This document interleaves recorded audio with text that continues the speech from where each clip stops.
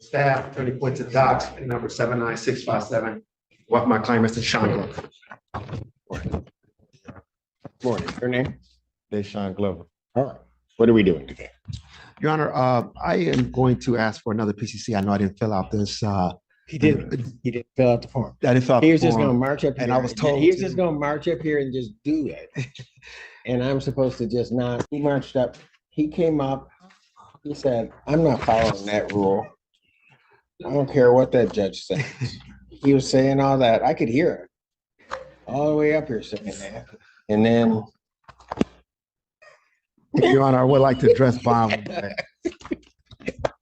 how much time did you need, counsel? Your Honor, I would just need a short adjournment, 2 weeks. Sure, Is fine. 2 weeks. All right. Probable cause conference will be adjourned December 5th, 2024, 9 a.m. Yes, as to bond. Yeah, Your Honor, as to bond, Your Honor, I spoke with his mom. They have retained counsel. Obviously, you know the requirements. He's not going to be a flight risk, Your Honor. This is my client works with his uncle. I can verify the company. He does landscaping. They're doing snow removal right now, and we're asking for a lower bond, Your Honor. If we can. This guy walked into court like he was headlining amateur night at a comedy club. No briefcase, no notes, no plan, just blind confidence, like he was about to freestyle his way through a felony hearing. You could literally feel the judge and prosecutor silently asking, "Is this guy serious?" And then came the look, pure disbelief from the prosecutor, like you really thought you could just show up and wing it. We're barely a minute in and it's already spiraling into chaos. The tension's thick, the secondhand embarrassment is real, and it's clear this is going to be a wild ride. For my client. Response to people. It's threefold. One out of Taylor for $400, one out of Flint for $3,000, and one out of Genesee for $500. He has 2 prior convictions for fleeing third, one from 2010, one from 2015. Beyond that, the nature of this case is concerning in and of itself. The charging ETA on this actually requested a $500,000 cash security for $150,000. In this particular case, the defendant went to the Comfort Inn to have sex with the victim. The defendant and the victim got into an argument, after which the defendant chased the victim with his car and almost ran her over. Law enforcement arrived on scene and observed the defendant's vehicle and observed the victim exit the vehicle and enter the hotel. On contact with law enforcement, the defendant admitted to chasing the victim in the parking lot, but denied hitting her. When the law enforcement contacted the victim, she was visibly distraught and expressed fear of speaking out against the defendant because of potential retaliation concerns.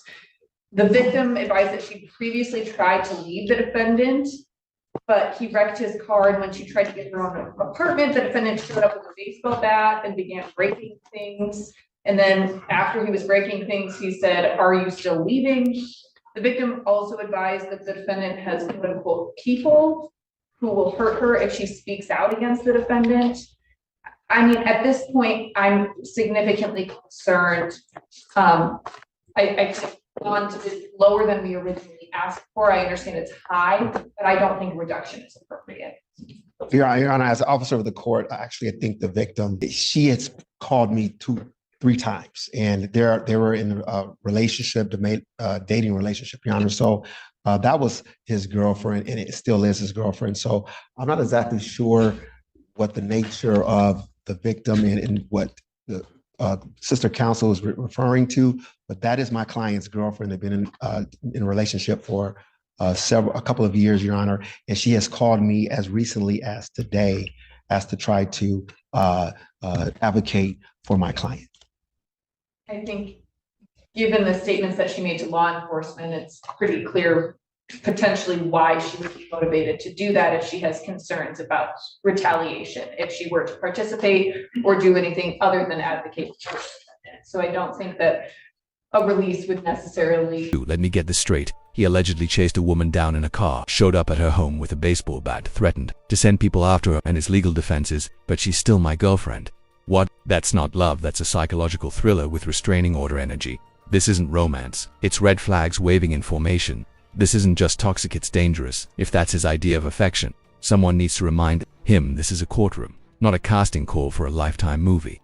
Buckle up, because this case is spiraling into serious territory. Okay, but I guess what I'm getting at is that charge count 2 is the transportation of a person across state lines to assist in prostitution. And that individual named it. Yeah, and that's, we are miffed with that. Pardon? That we're confused why that was charged, and for the nature, it has nothing to do with any of the police report, had anything to do with prostitution or anything like that. Even the victim herself didn't state that she was there to do that. We were just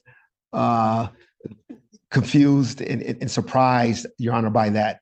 And obviously talking with her, that she's mentioned to me several times with her talking with her mom, his mom. She's called me several times. I said this morning, and took his car when the incident happened, drove it back to Flint, Your Honor. So this is not what that police report alleges. Well, I'm okay. Then I'm going to need some further clarification on that before I do anything regarding bond on this. So at this, this charge came out of nowhere. Not even the defense team had a clue it was coming. It's like the system hit random on a playlist of felony charges and landed here by accident. Everyone's flipping through files, confused.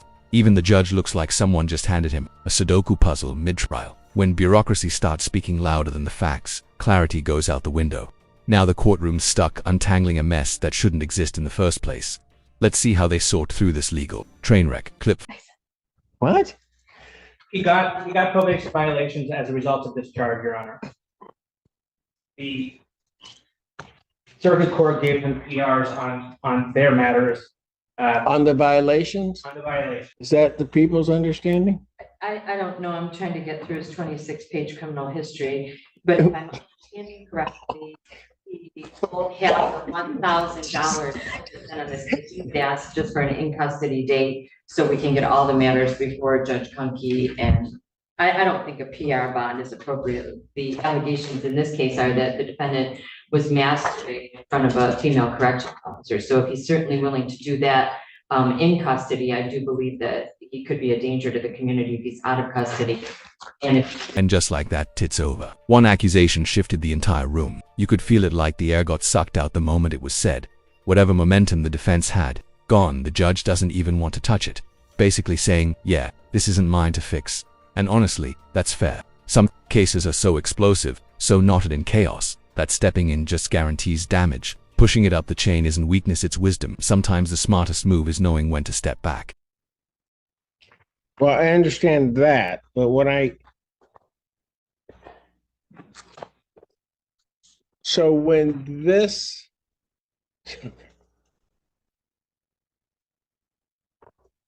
so why was he in custody Before this to happened. even be able to commit this offense? Is it my understanding, Mr. Word, that you were waiting on getting a PSI done? This case is from February when I was locked up. And you were locked up in February because of the cases that are before the circuit court now? That's because of the cases that was PR bond to me. Because what? Because Yes. of the cases that Yes. was PR bond. The circuit court matters, Your Honor.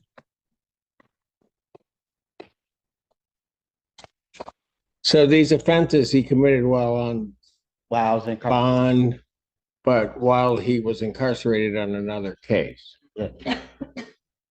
And they didn't charge me with it until I just recently Thank got locked up. And Your Honor, he was arraigned on October 28th before Judge Slay. He had the hearing before Judge Kunke, who then gave him a PR, and that was on the date of 10/31. So he's had a PR on those matters. And it's just in on this.